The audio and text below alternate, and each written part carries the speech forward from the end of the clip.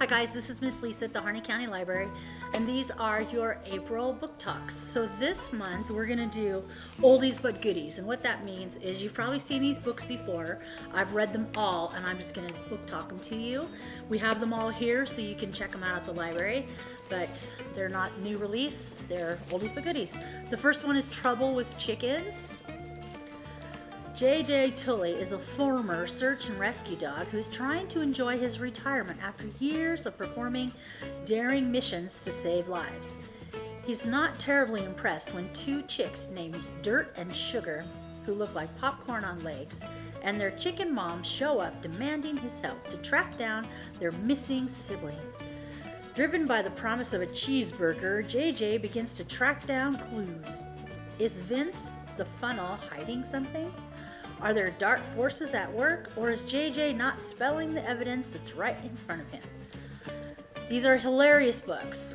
They're about JJ, the rescue dog, and Trouble with Chickens. You should read it. They're easy. It's an easy read.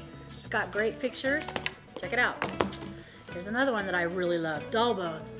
This book is kind of creepy, so if you get creeped out by reading scary books, then don't read it. But if you don't get creeped out, or if you enjoy being creeped out, you should read this. Poppy, Zach, and Alice always played one continuous game, a game that takes place in the world populated with pirates and thieves, mermaids and warriors. Ruling over them all was the Great Queen, a bone china doll imprisoned in a cabinet nursing who displeased her. In a cabinet, cursing who displeased her. But the three friends were in middle school now, and Zach's father forced him to give up make-believe.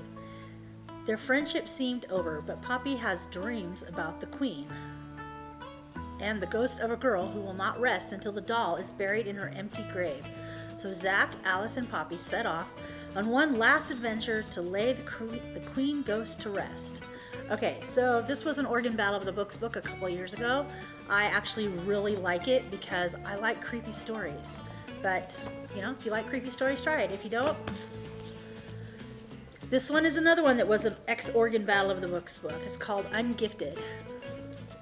It's about a young man who is mistakenly put into a gifted school.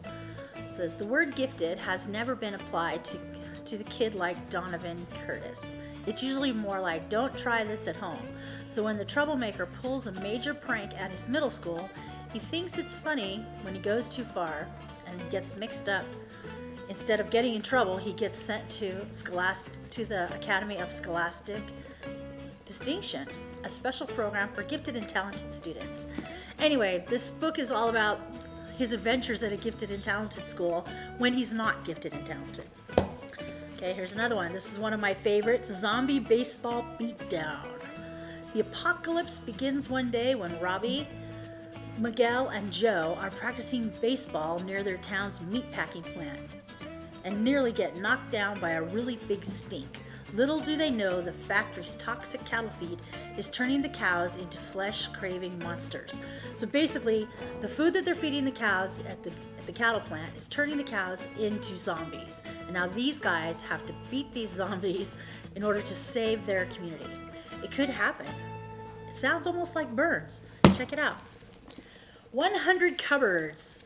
This was an amazing book. It was never on the OBOB list, and I don't know why, but it is an amazing book. 12-year-old Harry York is going to sleep one night when he hears the bumping in the attic wall above his head. It's an unfamiliar house. Henry is staying with his aunt and uncle and his 3 cousins. He tries to ignore it, but the next night he wakes up with bits of plaster in his hair. 2 knobs have been broken through the walls, and one of them is slowly turning. Henry scrapes the plaster off the wall and discovers doors, 99 cupboards of all different sizes and shapes. So Henry can go through each one of these cupboards, and it takes him to a different place, different country, different universe, different world. It's actually a very good book. Check it out. Flora and Ulysses. Flora is a young lady who likes to read books, but she likes to read comic books.